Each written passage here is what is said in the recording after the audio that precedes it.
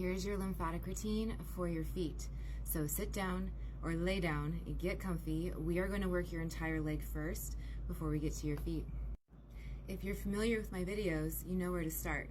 If you're new here, place your hands on top of your chest, gentle pulls down here. So we always start by opening up our 7 major lymph nodes. I will repeat this every single video because it's important. Think of them as the major city traffic lights in a city. They need to turn green before the cars can move. I also think of them as the major car washes in the city. So pretend that the cars have to drive through them as they go through a stoplight. If the car washes aren't turned on or functioning, or maybe they're really clogged themselves, the cars can't move through them, or they're just not doing their job as efficiently. So here I'm pulling the skin down gently away from the collarbones. Our lymph nodes live up in here, but we don't need to get in there and dig to get them. This pull down of the skin is plenty to get the lymph starting to move. I just swallowed, like I feel my mouth salivating. So what that means is my lymph system is starting to function and move, and I'm swallowing the lymph down into my stomach for it to be processed later. So if you get a swallow, that's a really great sign. And it might happen later. Don't worry if it hasn't happened yet. So make a peace sign. 1 finger behind your ear, 1 finger in front of your ear, gentle little circles down there, and I'm pulling the skin down. My hope actually is that for those of you that are here often and watch these videos often, that these things become so second nature to you that you can teach them to your family. How simple is that, right? We're pulling the skin down, we're moving the ears, getting everything moving here. This helps drain the lymph of your face and your brain and your sinuses. The next spot at the jaw where it gets soft, really light here, super soft. We do have arteries and veins and nerves that come out right here. So this is not about digging in. I'm just moving the skin. I'm not massaging the muscle at all. I'm moving the skin in a little circle, in a little pull down. You can also do this by wrapping a hand around the back, cupping the front, and doing a little pull down action, almost like I'm trying to milk the brain, as silly as that sounds. But we're going to use that concept a lot, especially as I get down to your foot. Okay, the next spot, under the arms. Gentle circles here, gentle massages. Your pressure is as light as you would do to a sleeping baby. Don't wake your baby up. Okay, be very nice to yourself. If you've had surgeries anywhere in your body, especially where we're working and it's painful, ease off. Don't cause yourself pain. The next spot where the diaphragm comes up, there's a little spot right here that gets soft. Little circles, you're circling your skin. We're not digging into your diaphragm. We're not massaging your stomach. Little circles on the skin, moving it and stretching it. Okay, now we need to move a little bit lower. So the next spot, halfway between your pubic bone and your hip bone, these lymph nodes right here are called your inguinal lymph nodes. They're right here at your groin. Little circles there. And then after this spot, I'll adjust the camera so we could do your legs. So last spot is behind the knees. So go ahead and just bend over, massage behind your knees really lightly. If you're laying down, you can just pull your knees in towards your chest.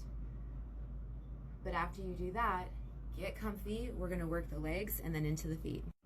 Here is your lymphatic routine to work your feet. So lay down, get comfy. We need to move the lymph of the legs first before we get to your feet. So whether you're seated or laying down, we always start in the same spot. Instead of starting at our feet, we have to start up by the hips. So we've already opened up this lymph node and the knee.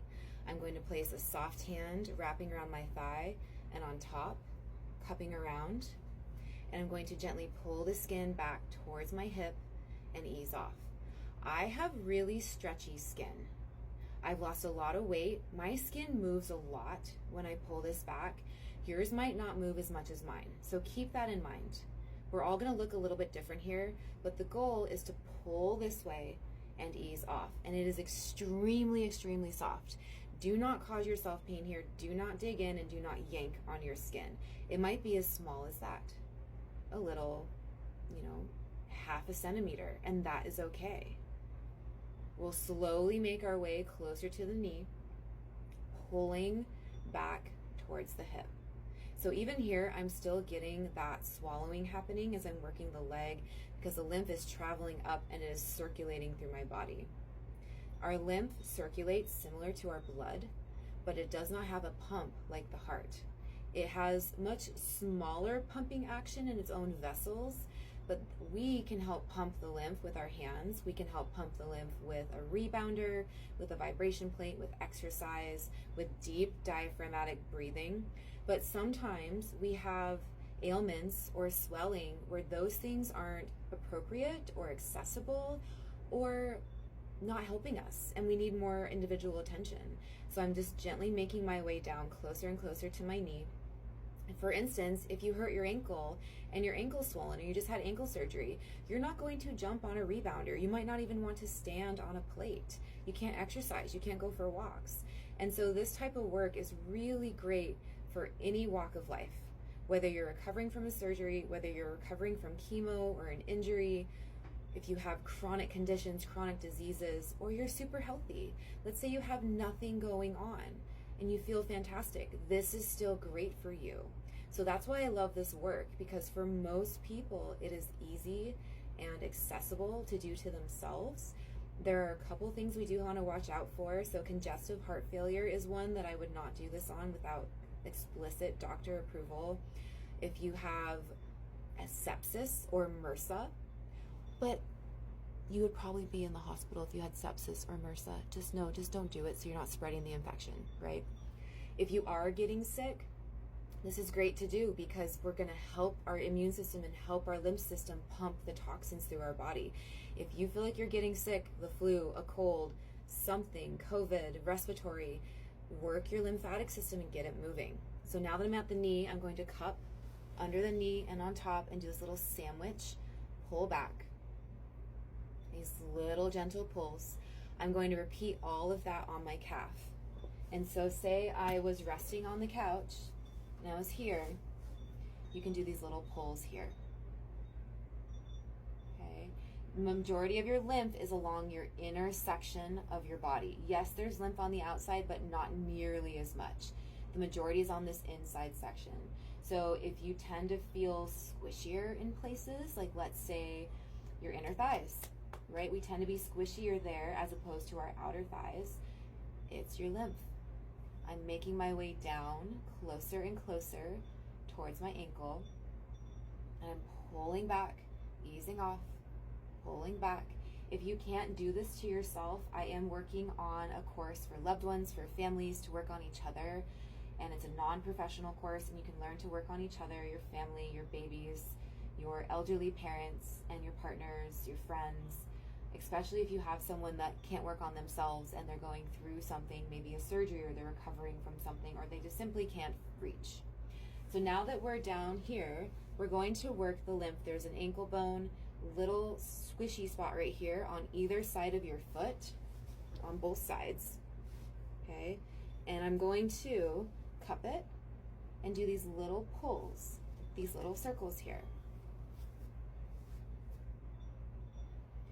Circles, and you could do one on either side, so you can certainly hold it like this and do these little pulls, these little circles as I spin around in my chair. Okay, and so once we've opened up this ankle, the last spot I want you to open up is the bottom of the foot. So I make a little fist and I do these little circles on my heel.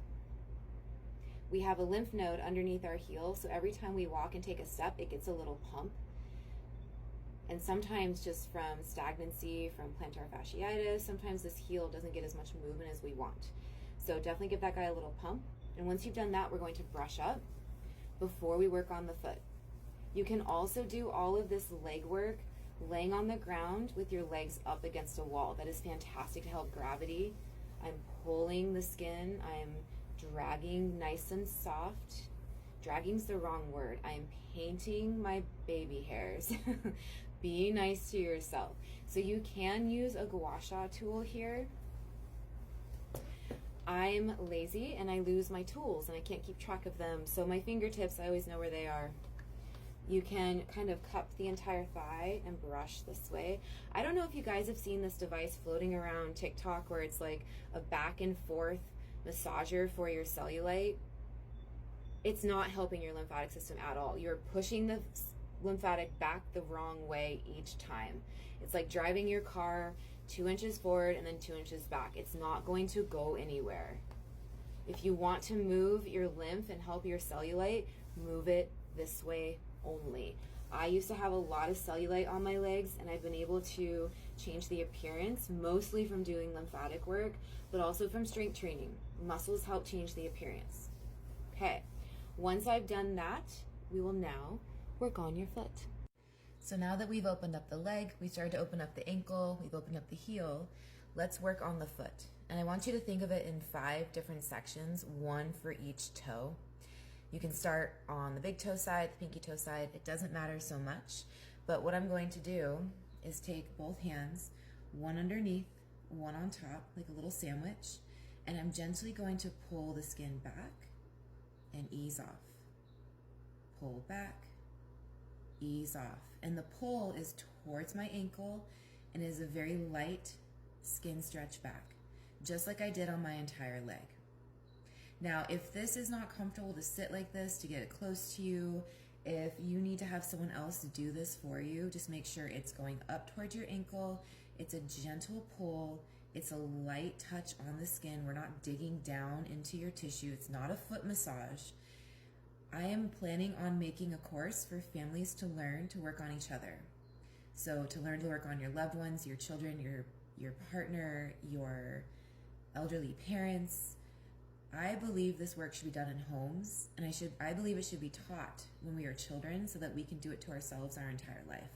That's honestly my life goal, is that someday, maybe in the future, a lot more people are doing these things at home because it's more mainstream. So I'm just going to make my way closer and closer to my toe, because like I've explained a couple of times, I'm hoping it's starting to make sense. If this is your car and there's all this traffic here, you can't get here until these cars move out of the way. So we gotta move this lymphatic fluid out of the way first. Now, if you've had swelling down here, maybe from an injury, I broke this ankle, a cat attacked this foot once and I got cat scratch fever. I've sprained this ankle a million times. I have sciatic nerve damage in this foot. Half my foot is completely numb and buzzing and feels swollen every day of my life. And this work really tremendously helps. When you get to the toe, I like to just give it little squeezes. It's almost like I'm milking the toe, as silly as that sounds, milking this direction. If you're somebody that deals with lymphedema or even diabetes and swollen feet, anything that has excess swelling down here, be nice and just be really aware of the direction you're moving the fluid. Little pulls back. I am just retracing my steps all the way back. And we will do each toe on its own.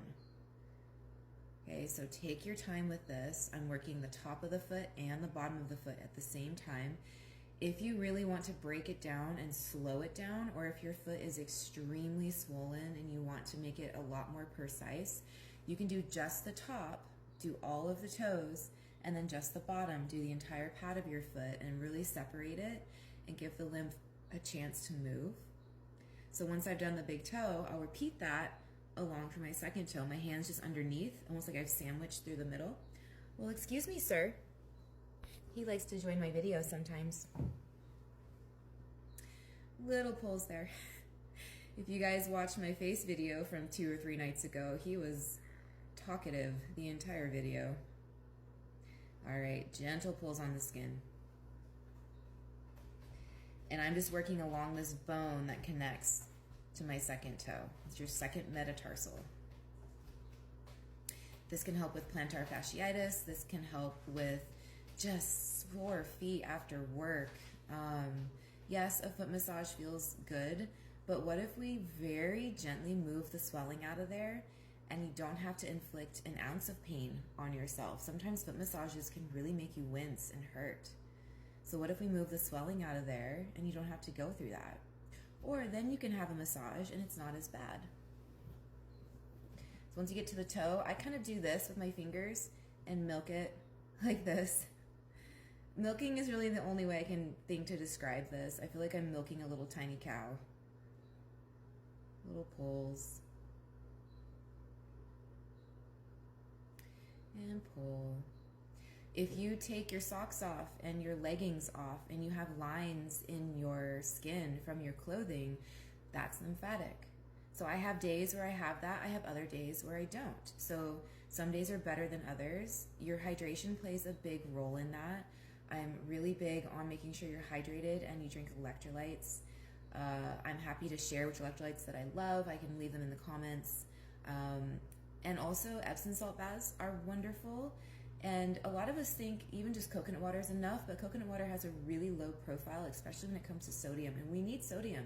Sodium's been demonized. So unless you've been told by your doctor to avoid sodium because you have really high blood pressure and you're monitoring that, we'll do our third line. We need sodium in our body. The problem is that people have become scared of sodium because of high blood pressure, even when they need it. I actually have low blood pressure. I need sodium in my blood to push my blood up to my brain. When I lay down for a while and I'm a little dehydrated and maybe it's a little bit hot, when I come up to standing and I get dizzy, I used to faint. I used to drop down to the floor. I've hit my head a couple of times. That is actually low sodium. And for me, the fix to not fainting, to not being dizzy, to not having heart palpitations because I have POTS, with POTS, you need more sodium. So if that's something you deal with, you can talk to your doctor about it, look into it. But sodium is the answers for quite a few issues, including migraines. My mom has had migraines since my sister was born in 1989, and her pressure system was off for 3.5 decades, 35 years, and they just figured out that a blood pressure medication made her migraines go away. She was having 4 migraines a week for decades while trying to work and raise a family.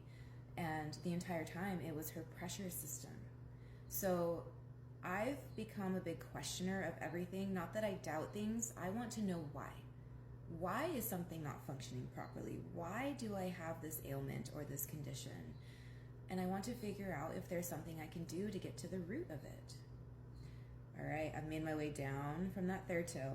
So you can keep going to the fourth toe here. I'm just gonna flip my hands. So one hand underneath, one hand. So this is where I broke, and for me, it's really squishy in here. So I'm gonna spend a little extra time right here. And slowly make my way. And make sure you're not going back and forth. It's a pull, and then a pull. I'm not slipping on the skin. I am suction cupped to one spot and a gentle pull. It's super light. I have really stretchy skin, so my skin goes far. I actually have Ehlers-Danlos syndrome. It's a hypermobility collagen disorder where my skin is really stretchy and flexible, and I've lost 80 pounds twice, and so my skin just moves a lot. I have a lot of loose skin. Your skin might not move as much as mine. So don't take my skin movement as the end-all be-all, because mine does move quite a bit. Yours might move just a teeny tiny bit. Something else you can do for your feet, castor oil.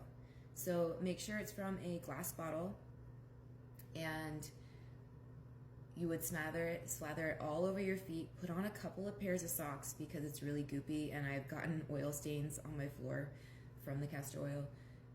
And then you could do a heating pad or just wear your socks, because our feet tend to heat up as we walk around and things like that, or if you're going to bed.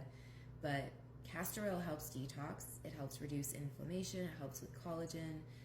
It helps make your feet really soft, so you'll save a lot of money on pedicures. And it helps a lot with pain. So if you're dealing with pain, lack of circulation, swelling, castor oil is fantastic. I use it on a lot of my joints.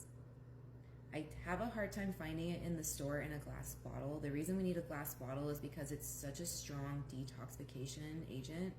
It pulls the plastic into itself, and we don't need to put more plastic into your body. All right, this last one, this pinky toe side. So I like to really compress a little bit on this outer edge, like a little sandwich on the edge. Slowly pulling it back. Making my way to the toes. I don't know about you, but I've broken my pinky toe about 500 times. And out here is the sciatic nerve, and my sciatic nerve is damaged. it feels like a little bee that lives in my foot. When my foot gets swollen, it feels like it's on fire from that sciatic nerve. It's why I can't wear high heels. It's why I struggle to stand for a long time in one place. If I get too much swelling in my foot, my sciatic nerve gets really cranky. So I try to keep my feet really happy, and less inflammation, the better. So if you do deal with sciatica, this down here is really helpful. So once we've done the whole foot, top and bottom, give me those little circles just to the sides of your ankle bones again. Little circles here. Give me a pump underneath the heel again. I just take my knuckle like this and just do little pumps. Okay, once you do that, let's brush. Brush your foot. Brush underneath, brush on top. These little brushes are lovely. You can use a dry brush here, but these feel phenomenal. After you brush your foot, brush it all the way up. Pump behind the knee. Okay, pump at the groin. And then we're gonna end just by those last lymph nodes again. So at the diaphragm, I just like to go the opposite direction that we started with. At the armpits, the underarms. Always, always, always happy to answer questions. Make sure you drink electrolytes, please. I'm happy to make recommendations on the ones that I love. All right, at the ears or the jaw. I know I did that a little bit, vice versa. Be nice to yourself at the jaw. And then on top of the chest. And this was a long video, so once you learn it, just get comfy, take a nap. I hope that helped.